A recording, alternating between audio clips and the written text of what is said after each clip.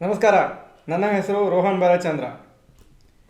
Markets all time high ಹತ್ರ ಇದೆ.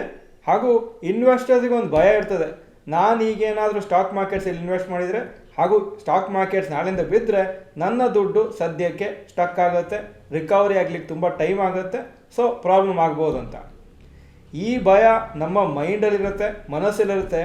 ಆದರೆ ನೀವು ಸ್ಟ್ಯಾಟಿಸ್ಟಿಕ್ಸ್ ನೋಡಿದರೆ ನಿಮಗೆ ಆಶ್ಚರ್ಯ ಆಗುತ್ತೆ ಏನು ಆಗಿದೆ ಪಾಸ್ಟಲ್ಲಿ ಹಾಗೂ ಫ್ಯೂಚರಲ್ಲೂ ಏನು ಆಗ್ಬೋದು ಅಂತ. ಮೊದಲನೇದಾಗಿ ಒಂದು ಗ್ರಾಫ್ ತೋರಿಸ್ತಾ ಇದ್ದೀನಿ. ಲಾಸ್ಟ್ 5 ವರ್ಷ ಜುಲೈ 2018 ಟು ಜುಲೈ 2023 ಯಾವ ಥರ ನಿಫ್ಟಿ ಅಪ್ ಆ್ಯಂಡ್ ಡೌನ್ ಹೋಗಿದೆ ಅಂತ. 11,019 ಇತ್ತು ಅಪ್ರಾಕ್ಸಿಮೇಟ್ ಆಗಿ ಜುಲೈ 2018ಅಲ್ಲಿ. ಈಗ ಅಪ್ರಾಕ್ಸಿಮೇಟ್ಲಿ 19,565 ಇದೆ. ರಿಟರ್ನ್ಸನ್ನು ಕ್ಯಾಲ್ಕುಲೇಟ್ ಮಾಡಿದರೆ 12.17% ಪರ್ ಆ್ಯನಮ್ ಬಂದಿದೆ ಲಾಸ್ಟ್ 5 ಇಯರ್ಸಲ್ಲಿ. ಇದು ಆಫ್ಟರ್ ಮಾರ್ಕೆಟ್ ಕ್ರ್ಯಾಶು, ಕೊರೋನಾಲಿ ದೊಡ್ಡ ಕ್ರ್ಯಾಶ್ ಆದಮೇಲೂ ಈ ಥರ ಬಂದಿದೆ. ನಮ್ಮ ಇಂಡಿಯನ್ ಸ್ಟಾಕ್ ಮಾರ್ಕೆಟ್ಸಲ್ಲಿ ಸುಮಾರು ಸತಿ 20%ಕ್ಕಿಂತ ಜಾಸ್ತಿ ಸ್ಟಾಕ್ ಮಾರ್ಕೆಟ್ ಕ್ರ್ಯಾಶ್ ಆಗಿದೆ.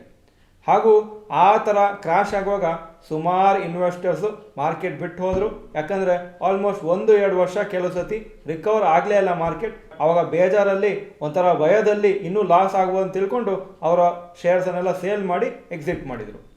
ಆದರೆ ಈ ಒಂದು ಸ್ಟ್ಯಾಟಿಸ್ಟಿಕ್ಸ್ ನೋಡಿ ತುಂಬ ಯೂಸ್ಫುಲ್. ಲಾಂಗ್ ಟರ್ಮ್ ಇನ್ವೆಸ್ಟರ್ಸ್ಗೆ ಇದು ಗೊತ್ತಿರಲೇಬೇಕು. Stock market crashes in India more than 20%. 2000 ಇಸ್ವಿಯಿಂದ ಯಾವಾಗ ದೊಡ್ಡ ಸ್ಟಾಕ್ ಮಾರ್ಕೆಟ್ ಕ್ರ್ಯಾಶ್ ಆಗಿದೆ 20%ಗಿಂತ ಜಾಸ್ತಿ ಒಂದು ಪರ್ಟಿಕ್ಯುಲರ್ ರೀಸನ್ಗೆ ಅದನ್ನು ಲಿಸ್ಟ್ ಹಾಕಿದ್ದೀನಿ.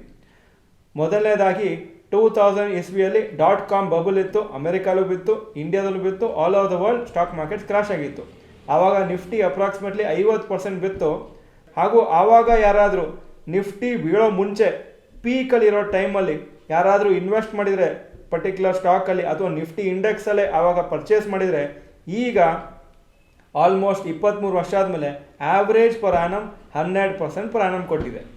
ಅಂದರೆ ಇನ್ನೊಂದು ಸತಿ ಹೇಳ್ತಾ ಇದ್ದೀನಿ, 2000 ಇಸ್ವಿಯಲ್ಲಿ .com ಬಬಲ್ ಬರ್ಸ್ಟ್ ಆಗಿ ಸ್ಟಾಕ್ ಮಾರ್ಕೆಟ್ ಕ್ರ್ಯಾಶ್ ಆಗೋ ಮುಂಚೆ ಆ ಪೀಕ್ ಲೆವೆಲಲ್ಲಿ ಅಥವಾ ಹೈಯೆಸ್ಟ್ ಲೆವೆಲಲ್ಲಿ ಇನ್ವೆಸ್ಟ್ ಮಾಡಿದ್ರು ಅಲ್ಲಿಂದ ಇಲ್ಲಿವರೆಗೆ Nifty returns 12% per annum. 2004 general election ಆದಮೇಲೆ ಒಂದು 30% ಬಿತ್ತು Nifty.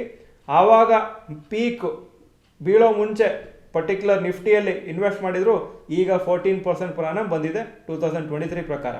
2016 global interest rate hike fear, ಆವಾಗಲೂ 30% ನಿಫ್ಟಿ ಬಿತ್ತು, 11% ಪರ್ ಆ್ಯನಮ್ ವರ್ಕೌಟ್ ಆಗಿದೆ ಅಲ್ಲಿಂದ.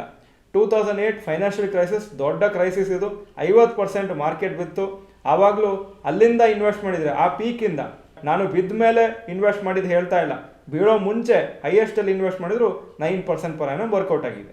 2010 ಯುರೋಪಿಯನ್ ಡೆಟ್ ಕ್ರೈಸಿಸ್ -27% ನಿಫ್ಟಿಗೆ, ಅಲ್ಲಿಂದ 11% ಪರ್ ಆ್ಯನಮ್ ರಿಟರ್ನ್ಸ್ ಕೊಟ್ಟಿದೆ. 2015 ಚೈನೀಸ್ ಯುವನ್ ಡಿವ್ಯಾಲ್ಯೂಯೇಷನ್, ಆವಾಗಲೂ -22% ನಿಫ್ಟಿಗೆ.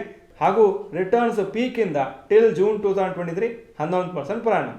2020 ಕ್ರ್ಯಾಶು, ಇದು ಸುಮಾರು ಜನ ಗೊತ್ತಿರ್ಬೋದು, ಅಟ್ಲೀಸ್ಟ್ ಕೇಳಿರ್ತೀರಿ. 38% ಆವಾಗ ನಿಫ್ಟಿ ಬಿತ್ತು.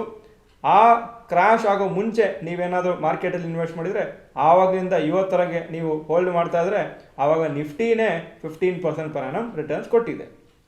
ಸೊ ನೀವು ಮಾರ್ಕೆಟ್ ಪೀಕಲ್ಲಿ ಇನ್ವೆಸ್ಟ್ ಮಾಡಿದ್ರು ನಿಮ್ಮ ಪೀರಿಯಡ್ ಲಾಂಗ್ ಇದ್ದು ನಿಮಗೆ ಹೋಲ್ಡ್ ಮಾಡೋ ಒಂದು ಪೇಷನ್ಸ್ ಇದ್ದರೆ ಆವಾಗ ರಿಟರ್ನ್ಸು ಚೆನ್ನಾಗೇ ಬರುತ್ತೆ.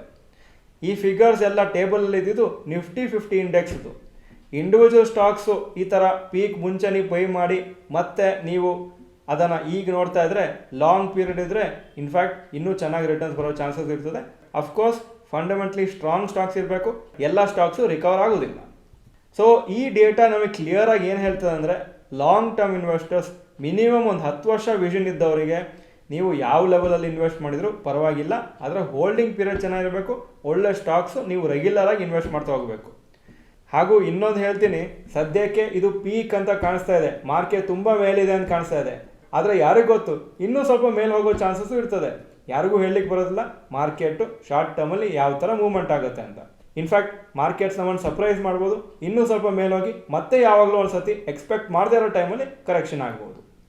ಸೊ ನೀವು SIP ಮಾಡ್ತಿದ್ರಿ, ಒಳ್ಳೆ ಶೇರ್ಸಲ್ಲಿ ಮಂತ್ಲಿ ಇನ್ವೆಸ್ಟ್ ಮಾಡ್ತಾಯಿದ್ರೆ ಯಾವ ಭಯನೂ ಬೇಡ, ಕಂಟಿನ್ಯೂಸ್ ಆಗಿ ಇನ್ವೆಸ್ಟ್ ಮಾಡ್ತಾ ಹೋಗಿ.